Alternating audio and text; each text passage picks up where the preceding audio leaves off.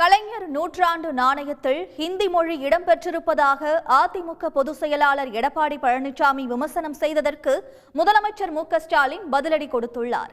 பழனிசாமிக்கு நாட்டு நடப்போ அரசியலோ தெரியவில்லை என்று அவர் கூறியுள்ளார். திராவிட முன்னேற்ற கழகம் திரு ஸ்டாலின் திமுக தலைவராக இருக்கார். அந்த நாணயம் வெளியிடுகின்ற பொழுது அது இந்தியில் வரும்னு அவருக்கு தெரியும். அதுக்கு உடன்பட்டு தான் அந்த நாணயத்தை வெளியிடுறார்.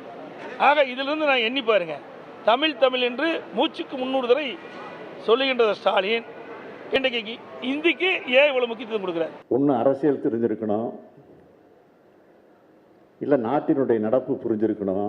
எல்லா தலைவர்களுக்குமே நாணயம் வெளியிடுகிற போது ஒன்றிய அரசு இந்தியில் தான் எழுதி அப்புறம் ஆங்கிலத்தில் எழுத்துக்கள் அமைஞ்சிருக்கும். தமிழ் வெல்லும் எழுத்து தமிழ் தான் எழுதப்பட்டிருக்கு. இதை கூட அவர் பார்க்காம, இதை கூட புரிஞ்சிக்காம தெரிஞ்சிக்காம இப்படி ஒரு எதிர்கட்சி தலைவர் நமக்கு வந்து வாச்சிருக்காரு அப்படின்னு தான் நம்ம வருத்தமா இருக்கு. திராவிட முன்னேற்ற கழகம் திரு ஸ்டாலின் திமுக தலைவராக இருக்கார். அந்த நாணயம் வெளியிடுகின்ற பொழுது அது இந்தியில் வரும்னு அவருக்கு தெரியும். அதுக்கு உடன்பட்டு தான்.